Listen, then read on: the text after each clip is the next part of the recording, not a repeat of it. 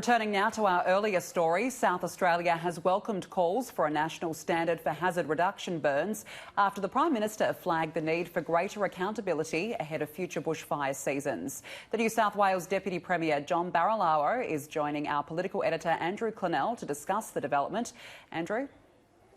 Thanks, Danica. Mr Barilaro, thanks for joining us. My pleasure, Andrew. Now, I'll get to hazard reduction in a minute, but I wanted to start by asking about your colleague, your ministerial colleague, Matt Keane. He's caused a few problems with the Prime Minister, hasn't he? Oh, well, he has, and I've made comments that, his commentary is unhelpful. He's playing the politics at the moment. We just need Matt focused, like the rest of the government, on recovery, and we'll have this conversation at a later time. Now, your MP Michael Johnson's gone further than that. He says that he actually should be sacked as Environment Minister. What do you say to that? Oh, well, Michael speaks his mind. Michael's got his constituents, and Michael will say what he needs to say, and every member of Parliament has a view and an opinion, and he's made those quite vocal overnight, and he'll have to take account of those comments. But at the end of the day, this isn't about people being stripped of portfolios or anything like that. All I want is that we'll have a conversation at some time in the future about climate change, emissions, hazard reduction, land management. Right now, everybody needs to be focused on recovery because we've got communities that are bloody hurting. Well, Mr Barilaro, the Prime Minister has said that he wants a national hazard reduction system, and he's talked about the possibility of the states being named and shamed if they don't do enough hazard reduction. What do you make of that? I actually welcome those comments because I think if you look at past history, we've had fires before. We're meant to learn from every emergency, and unfortunately we haven't. And we got claims that we do hazard reduction. I believe fuel loads on the forest floor is far too high, and we've seen that in the intensity of these fires. We have these arbitrary targets. Who sets them up? Probably our own agencies who are actually ideologically opposed to hazard reduction. And therefore, if we have a national approach, standards across every state, takes it out of the hands of individual agencies, let alone states, and it might be the right way forward. So, I think it's a constructive conversation to have, one that we should actually embrace, and I congratulate the Prime Minister on touching on an issue that is actually at the heart of what we've just gone through. So, Mr Barilaro, you're actually saying that your own government agencies are responsible for not doing enough hazard reduction, that it is your bureaucrats who have not done enough? I've never minced my words. I've answered those questions in question time. I genuinely do believe that we have agencies within government that over decades haven't actually honoured their commitment to fuel reduction because of ideological positions and especially national parks. We just lock them up. That's the Bob Carr legacy, lock it up and let it burn. And I think that culture has existed for a long time. It's taken such an event like we've seen this summer for us to have this conversation again, and we've got to learn properly from it. We've got to look at fuel. At the end of the day, climate change is real. We're going to get drier, longer periods. We know that, and that means the risk for fire is going to be greater. And the three components to a fire is, of course, ignition, which is lightning predominantly, oxygen, which we can't control, but fuel loads we can. It's the fuel that has actually made these fires as intense as they are. If the window for hazard reduction is getting smaller, well, guess what? We need greater resources, a greater focus, and if that means a federal-led national approach, I'm actually open to that. OK, well, so you and the Premier are not on the same page on this. She said to me last week that she listened to the experts on hazard reduction, and if the weather conditions meant they couldn't be done, they couldn't be done, and she would only listen to the experts, not politicians on it. So you're disagreeing with your boss, aren't you? Not really, because I know the Premier's view. She has been on the ground. She's heard firsthand from volunteers about hazard reduction and the fuel loads, and I've just made the same comment. The reality is the window for hazard reduction is getting shorter and smaller, but that doesn't mean we don't do it. What it would mean is that you have greater resources at your disposal to deal with it quickly. And then we've got to look at other techniques like the cool burnings or the cultural burnings that we saw from the first people of this nation. And I think that's the approach we have to take. And my view has always been that agencies like national parks, right, who their sole purpose is conservation, ideologically don't like the concept of hazard reduction, but we give them the responsibility. If we've got a national approach that sets targets for hazard reduction, it takes that decision making out of each agency by agency. It actually allows the experts, the so-called experts, to get on with hazard reduction. I think there's merit in this, and I think the Prime Minister is probably on the right direction. All right. Well, New South Wales National Park's annual target at the moment is 135,000 hectares of hazard reduction. Have you had an opportunity to turn your mind to how much you would like that increased? Well, again, you know, that is up to the experts. But, you know, if you look at that number, and people will quote the number of 135,000 hectares of hazard reduction, but that represents, as I understand, 1% of the estate.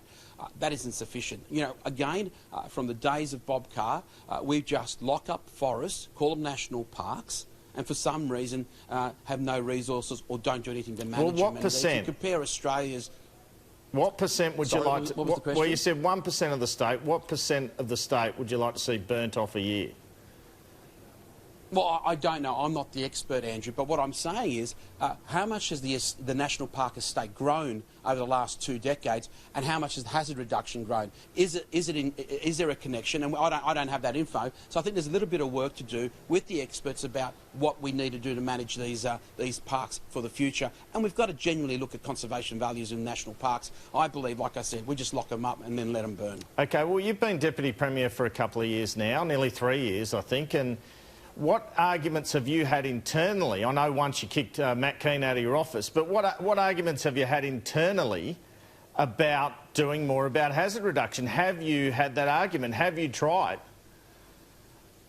Well, I mean, I think you've heard me get criticised over the last few years about the opportunities to look at ecological thinning in national parks like the Murray Redwood, Red Gums. We want to see more opportunities for logging in national parks in areas that we know that we can log, and just because of silly rules we don't get into those parks, and that is part of the fuel line, not just what's on the forest floor but also the thinning program that we have plenty of trials to prove it. We've seen it across the state. I've raised these concerns. Hazard reduction, grazing in national parks, you know, that was a trial there in Victoria, and that was just scrapped because of, again, politics, not because of the science. And, you know, we see grazing in state forests when we know that plays an important role. So I've been vocal about it, but what the catastrophic fires of this year has clearly shown, it is time for this conversation not just to be had, but debated publicly with all stakeholders at the table, and at the end of it, actually come back with a proposal that actually deals with fuel loads on the forest floor, and that could be a range of different techniques. Has Mr Keane blocked you at all as you've tried to get more hazard reduction over the years? Has he been a blocker of any sort of reform in this area? No, look, he hasn't, and he's only been the Minister in the Environment portfolio for just over a year, or just under a year. So he hasn't been someone that's blocked it. He'll talk about what National Parks does in relation to hazard reduction. But, you know, when I was talking about the need for hazard reduction last year in those final weeks of Parliament, he did criticise me saying that I shouldn't use the fires on an ideological crusade for greater hazard reduction in the parks. Since then, of course, he's changed his tune, and he has said that maybe we need to look at hazard reduction. So he hasn't blocked me, but some of his commentary doesn't sound favourable for improving what is the current status quo. Well, let me ask you about the Royal Commission. Is there any concern on your part this could be bad news for the New South Wales government, and Scott Morrison might be having that intention in terms of the fires? I mean, the two areas he wants it to look at, he's been really specific on, are hazard reduction, states not doing enough, which obviously would put Gladys Berejiklian in the frame, and this intervention where he put in the reservists, and he wants to know when or where a federal trigger should happen. Are you concerned that the New South Wales government could come out poorly out of this? Well, you know, at the end of the day, at the end of any crisis like we've just seen, you have to have an inquiry of some level. If you do it at a state level, you do it at an agency level, or you have a Royal Commission, and these fires have been catastrophic, not just in our state but across a number of states. It does lend itself to a Royal Commission. I'd like to see the terms of reference for a Royal Commission, but I don't shy away that if we had a Royal Commission that it does put the spotlight on those agencies that in one way or another over the last couple of decades haven't actually done the right thing or haven't actually put the right targets in place. And we have an obligation to the public to be honest about this. There's no question about it. We've seen a loss of course, communities, life, and I think we definitely need some level of inquiry, be it a Royal Commission or not, but let's wait for terms of reference.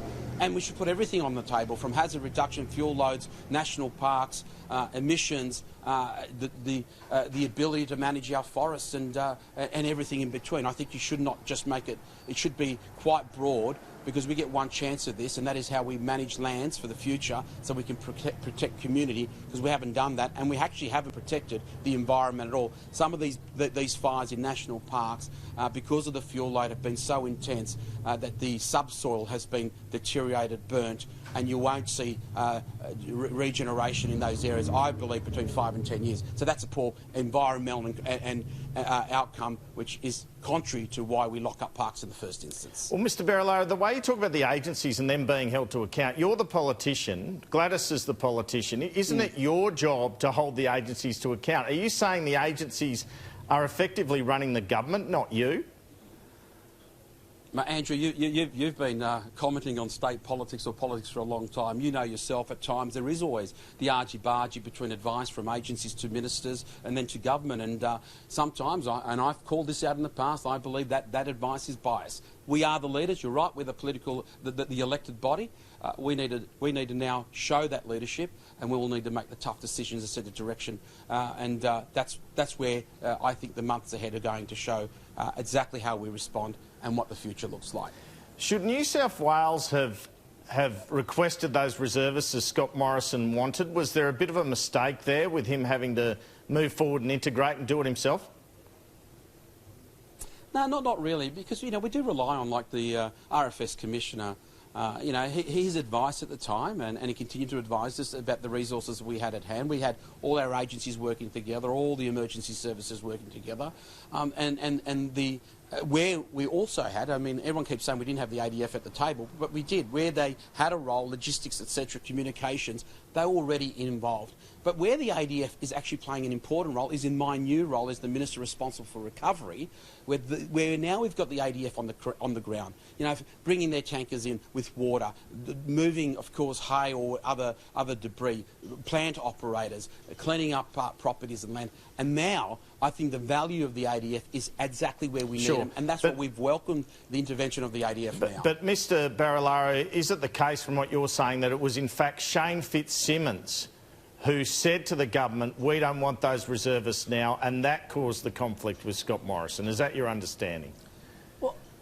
Well, I'm not sure if there was conflict. I've been in some of these leadership meetings and, you know, the advice, and Shane's done a wonderful job. I think that no one is critical of the Commissioner in relation to the fires this summer, and we take that expert advice. He surrounds himself with experts, and the support that we got from the ADF during the fires with the logistic support that we needed, and we got that. Now we move to another stage where we can actually see personnel on the ground, part of the recovery, which, as the Recovery Minister, I'm excited about. All right, just finally, you suggested at a meeting of state and federal national MPs yesterday that everyone accept, and I understand they did, that climate change had played a role in the bushfires. You've changed your stance on this a bit in a couple of months, haven't you?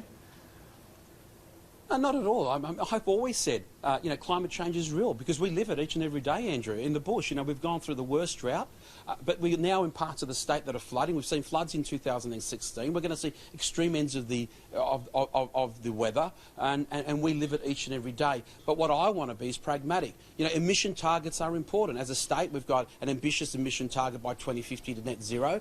We've got our ambitions targets will surpass the Paris Agreement targets by 2030 in this state. So, you know, we're doing our bit when it comes to emissions, but that's medium to long-term targets. Now we've got to deal with the fuel load. That's what Scott Morrison is talking about, and that is a target that we must deal with in the short term.